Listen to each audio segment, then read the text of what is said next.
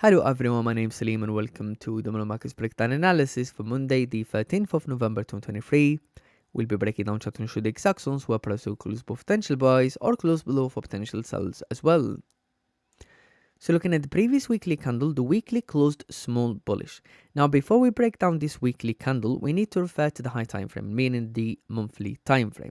So what we can see here so far is this literally looks like it is a bit of a range on the monthly time frame, because obviously we can clearly see the body of these monthly candles are measuring much smaller than the previous ones we can see on the left.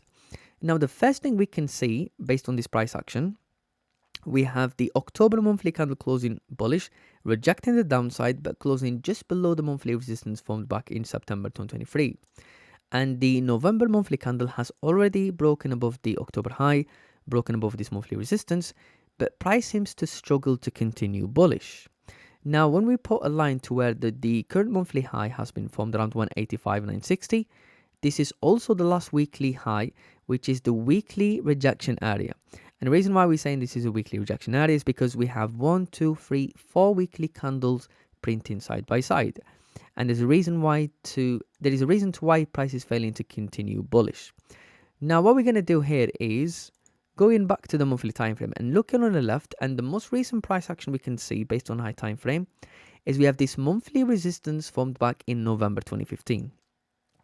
Now as we can see, this is the exact level of where the monthly resistance has been formed, and when we go back to the most recent price action, what do we see? This is the level where the monthly high is trading, and this is also the last weekly candle high that has been formed as well. So there is a reason to why price is failing to continue bullish.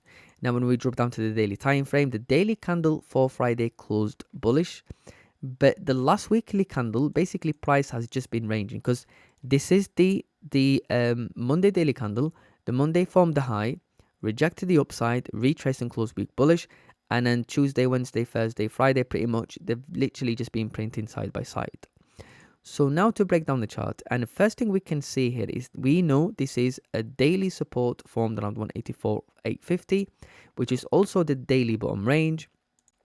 Zooming in and dropping down to the 4-hour time frame, and what we can see here is we have this recent 4-hour support formed around 184,740. The most recent 4-hour resistance formed all the way up to 185,540. Drop it down to the hourly time frame, and what do we see? Again, this is a messy range really. So what we're going to do is we're going to adjust this level to 1 hour resistance around 185,260. Drop it down to the 30-minute time frame. Now on the 30-minute time frame, it seems like we could potentially have some sort of a trade within this level, but it all depends on how the hourly time frame is looking. So we have an hourly resistance around 185,300, a recent 30-minute support, actually the 30-minute resistance around 185,300. We have this 30-minute support around 184,930. Drop it down to the 50-minute time frame. Now this is a small range, but then we have this 50-minute support as well.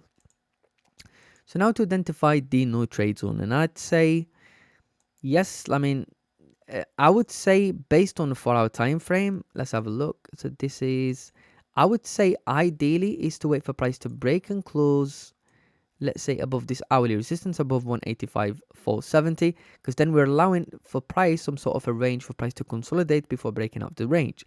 And now to look for potential sells, and sells pretty much that could be below, let's say 184,730, and this is going to be the no trade zone. And now to look for potential buys, and going back to the daily, actually let's have a look at the weekly. So the weekly, the first thing we're going to mark off here is this weekly high formed last week, which is the Monday daily rejection formed last week. Drop it down to the daily. Obviously we have this daily rejection area. So what we can see on the left is we have this daily resistance formed around 185,700. Zooming in and drop it down to the 4-hour time frame, and now on the 4-hour we have a 4-hour resistance formed around 185,880. Drop it down to the hourly time frame, we have an hourly resistance around 185,770. Looking at the 5-minute time frame, we have a 5-minute resistance at this level, and then we're looking on the 50-minute time frame as well. We have this range on the 50-minute time frame. So I'd say the first target for buys could potentially be 185,770, targeting this hourly resistance. The second target for buys, now since price is ranging on a weekly and a daily, maybe what we could do is we could target the second target for buys at, actually that's actually small. Let's have a look on weekly and monthly. Let's see if we can find anything a bit more specific, because the target here is to see this weekly high wick fill. But then we're looking on the daily. We have this daily resistance around 186,600. Drop it down to the 4-hour time frame and looking on the left, what do we see? What we do have here is we can see this is a 4-hour resistance formed around 186,050. Zooming in and drop it down to the hourly time frame. That is a range on the hourly. I'd probably stick to the 4-hour resistance. I'd say the second target for buys could potentially be 186,050, targeting this 4-hour resistance. And now to look for potential sells, I'm going back to the daily.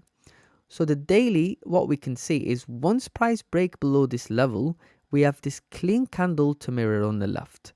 Now, what we can see, we have this previous daily resistance formed around 183,850.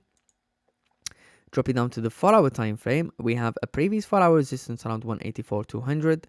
Looking at hourly time frame, and we have clean traffic on the left, and then we're looking at the 30-minute time frame again, clean traffic on the left. We're not really going to focus on the 15-minute time frame, especially when we have clean traffic on those time frames. So I would say the first target for sales could potentially be this 4-hour previous resistance formed around 184,200. The second target for sales, now the anticipation is to see a pullback and a retest of this previous daily resistance. Since we have clean traffic on the left, we're just going to base our second target based on the high time frame. So I would say the second target for sales could potentially be 183,850, targeting the previous daily resistance formed on the 1st of November 2023.